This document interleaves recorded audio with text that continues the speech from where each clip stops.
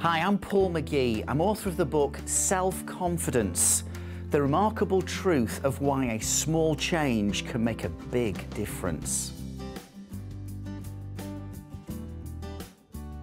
How to shine when your neck's on the line. There's always going to be times in life when we are going to be, if we want to achieve something, whether it be in our career or in our love life, where we're going to probably have to move out of our comfort zone. And in other words, our neck's on the line. For instance, if you've been asked to make a presentation at work, or as you're finding increasingly now, sometimes at job interviews, they're asking you to do a presentation. Well, here's just a couple of ideas to think about boosting your own confidence in that kind of situation, in presentations. First of all, I want you to think about these 5 letters. W-I-I-F-M. What's in it for me? You see, the reason why people get very stressed about making a presentation or giving a speech, whatever, is because, in a sense, they're thinking about themselves a lot. They're thinking, what will people think of me? Is my hair all right? What if my mind goes blank? And all the focus, all the energy is inward on themselves. But if you were to make a presentation and you were to think, my audience is listening to me right now and they're thinking, what's in it for me? W-I-I-F-M. And therefore, prepare your presentation, and if you like, turn the spotlight off yourself and in your own mind, turn it onto your audience. What is going to be beneficial for them? What can they take away from your presentation? How can, in a sense, what's the pain that your presentation can be the aspirin to? Think about things a bit more from your audience's perspective and how what you say can help them, and I think you're going to grow in confidence. You see, stories are a great way of communicating and connecting with your audience, particularly on an emotional level. See, people don't just want to buy into the facts, they kind of want to experience feelings. So, for instance, if I wanted to talk about setbacks and disappointments and how to handle rejection, which, if we're honest, we've all experienced to a degree, then I don't just kind of go, well, here's your top tips on how to deal with it. I share a story. In fact, the story I share is about how a few years ago I approached one of the top publishers in the UK about publishing my book called Sumo, Shut Up, Move On. Now, the good news is it did actually go on to be a really, really best-selling book. It's done brilliantly. Now, that's the good news. But before I got to that stage, here's what happened. Here's what one publisher said about it. I have to say that my reaction to your title isn't very positive. You see, I'm not convinced that Shut Up, Move On, seen on the front of a book in a bookstore, is going to make the majority of people think, I must have that. It wouldn't make me want to buy it, as it's quite aggressive, and I don't particularly like being told to shut up and move on. And I'm a northerner. I think more sensitive southerners might be turned off by this even more. I thought, hey, come off the fence, tell me what you really think. But you get a setback, but as I begin to describe in my story, I decided, okay, but how can I, in a sense, influence and improve the situation? What can I do in response to that? And I try and help my audience to realise that you might have a setback, but how can you recover? Eventually, this woman, this editor, agrees to meet me. And I took in loads of stuff and ideas on how I think I could promote sumo, including having this funny-looking sumo on a unicycle on the front cover. She seemed fairly persuaded. A week later, though, this was the email I got. I've spoken to other colleagues, and their reaction was similar to mine. A book title has to work from the outset. And Paul, yours doesn't. You see, I might be the so-called motivational speaker, but when I got that email, I was not ready to move into the land of happy clappy. I needed what I call my hippo time. I needed a wallow. And you see, by telling that story, it engages my audience. They can't relate to maybe the detail of the story, but I think they can relate to the emotional journey that I was on. So when you're making a presentation or if you're giving a talk, remember, stories sell.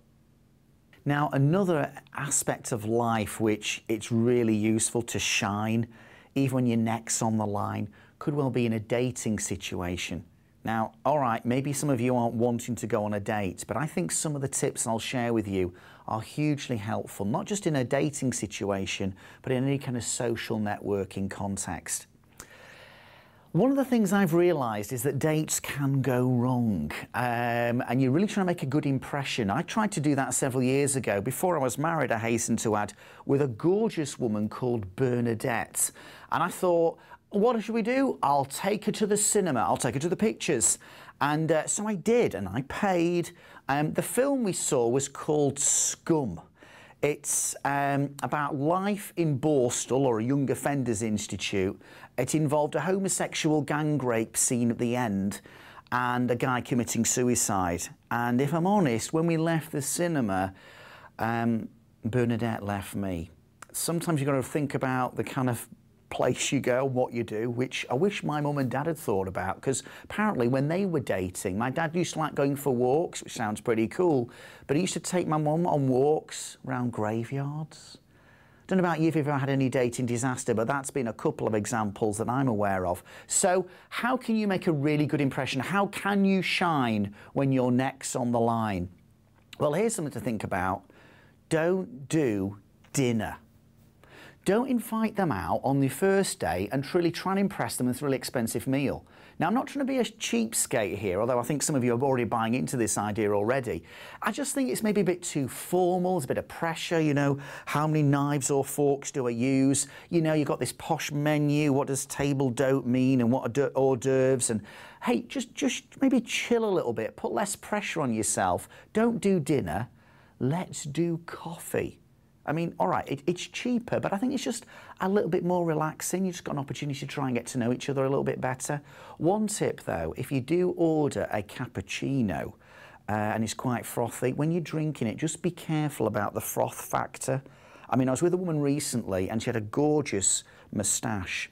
That was fine because I was talking to her in a business context, but if it had been a date, I don't think I'd have wanted to kiss her at the end of it. And another great way to impress on a date is be interested and be interesting. Let me explain.